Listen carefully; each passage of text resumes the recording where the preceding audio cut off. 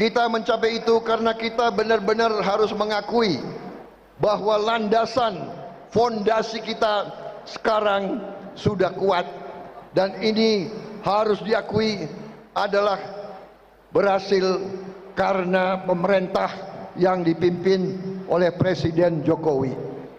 Kadang-kadang bangsa Indonesia malas menghormati pemimpin-pemimpinnya, malas menghormati orang tuanya sendiri, malas menghormati guru-gurunya sendiri. Ini kelemahan kita.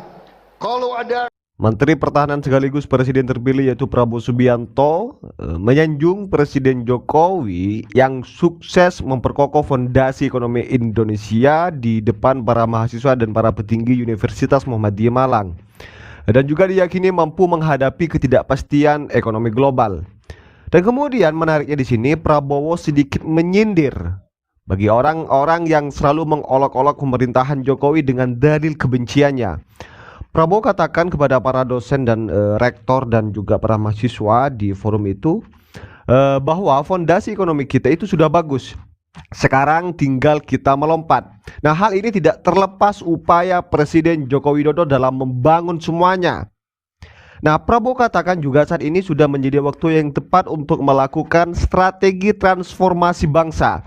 Ditambah lagi posisi Indonesia yang berada dalam situasi sangat potensial hari ini. Dalam hal ini, Prabowo juga menegaskan bahwa program hilirisasi mineral khususnya nikel yang digagas Presiden Jokowi layak dilanjutkan karena terbukti berhasil memberikan nilai tambah kepada pemerintah dan masyarakat. Saat ini Indonesia berada di posisi yang sangat-sangat kompetitif, kata Prabowo. Kita juga sudah membuat pohon-pohon industri. Nah, pidato kali ini pidato Prabowo itu sebenarnya dikhususkan kepada para pengolok-olok atau pengkritik Pak Jokowi yang tidak melihat realita di lapangan seperti apa. Ya, biar tidak lama-lama pemirsa, dan langsung saja kepada pidato dari seorang Pak Prabowo, dan mari kita simak bersama. Jadi sekarang saya ingin menyinggung sedikit bahwa bangsa Indonesia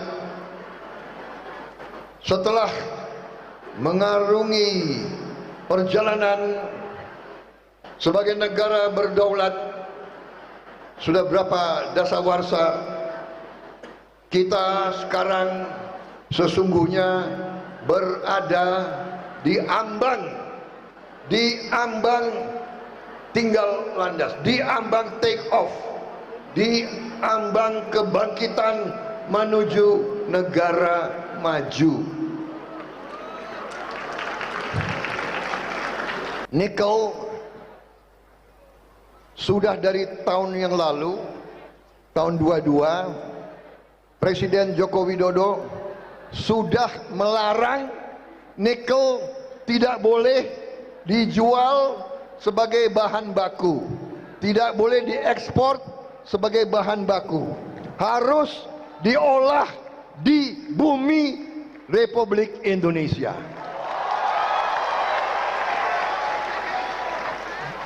Kalau diolah, nilainya naiknya bisa 67 kali. 67 kali. Tahun 2021 penghasilan kita dari nikel kurang lebih 15 triliun rupiah, 1 miliar dolar. Tahun 2022 penghasilannya naik 20 kali lipat, 20 kali lipat, mendekati 400 triliun, 20 miliar dolar lebih. Bayangkan, hanya dengan keputusan, hanya dengan kebijakan, begitu Pak Jokowi menerapkan kebijakan itu, negara asing marah, berang, negara asing protes, negara asing mengancam akan boikot barang-barang kita, akan boikot macam-macam. Mereka sudah boikot kelapa sawit kita. Eropa sudah boikot kelapa sawit kita. Sekarang mereka mau ngancem, mau boikot kopi kita, teh kita, coklat kita. Saya dan pemerintah Indonesia sikapnya tegas. Presiden Joko Widodo mengatakan kepada saya, Menhan, kalau kita tidak hilirisasi, tidak mungkin negara kita jadi negara makmur. Itu yang beliau katakan kepada saya. Kalau kita tidak memaksa barang-barang itu diolah di Indonesia, kita tidak mungkin jadi negara makmur. Kita selamanya, anak-anak kita selamanya akan dapat gaji yang kecil, dapat upah selalu yang minimum. Kita tidak mau itu. Kita tidak mau itu. Kita mau anak-anak kita hidup dengan baik. Kita mau anak-anak kita berpenghasilan cukup. Itu tekad kita. Karena itu saya mendukung kebijakan-kebijakan itu dan saya akan meneruskan kebijakan-kebijakan itu, saudara sekalian.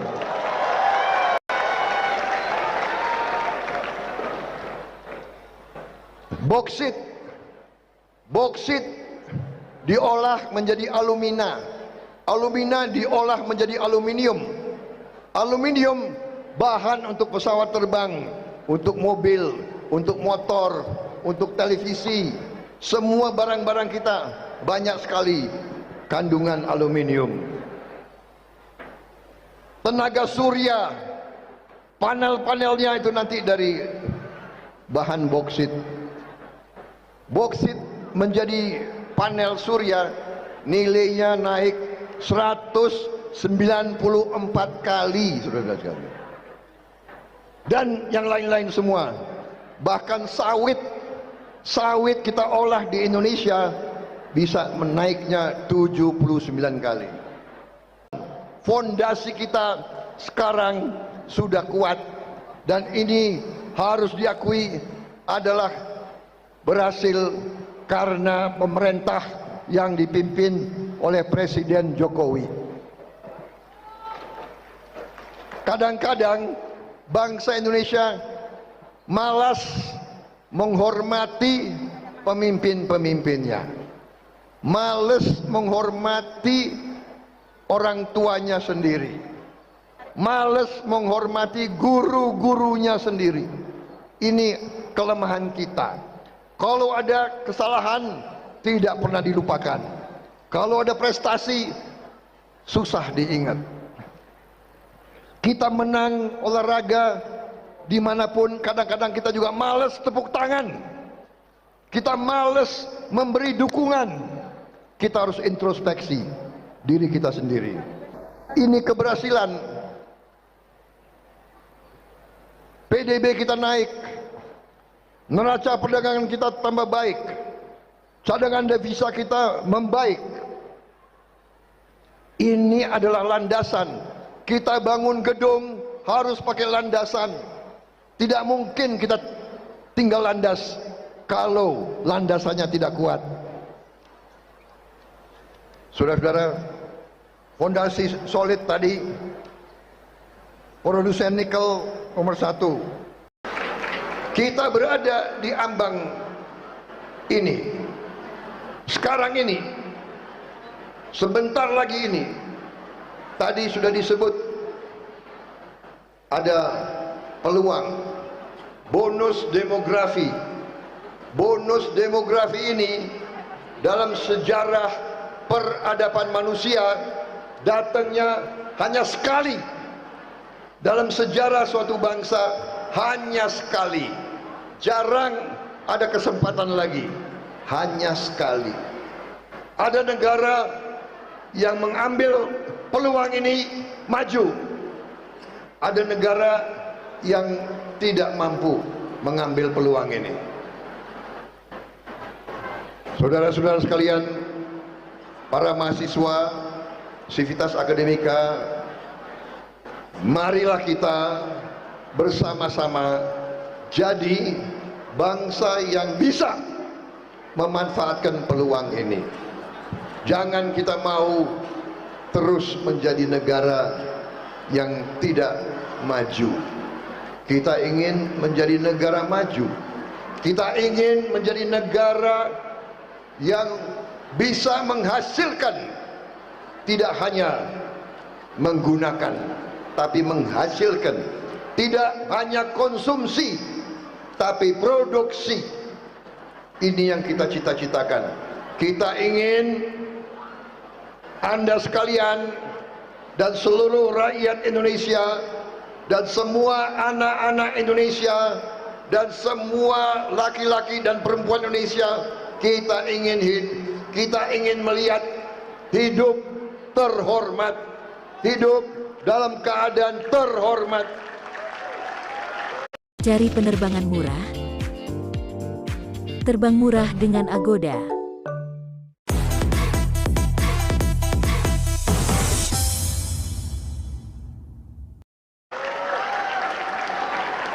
Apa artinya terhormat? Artinya terhormat adalah hidup dalam keadaan berkecukupan. Hidup cukup pangan, cukup papan, cukup sandang. Hidup dengan melihat anak-anak kita bisa riang gembira, bisa tumbuh dengan sehat. Oke, mungkin saya rasa cukup pemirsa terkait dengan pidato Prabowo yang ini memang dikhususkan kepada para pembenci Pak Jokowi. Ya, seperti apa komentar kalian, tulis di kolom komentar. Dan sekali lagi udah pemirsa, jangan lupa tekan tombol subscribe-nya biar kalian juga tidak ketinggalan informasi terbaru dari channel ini. Dan salam demokrasi dan salam NKRI.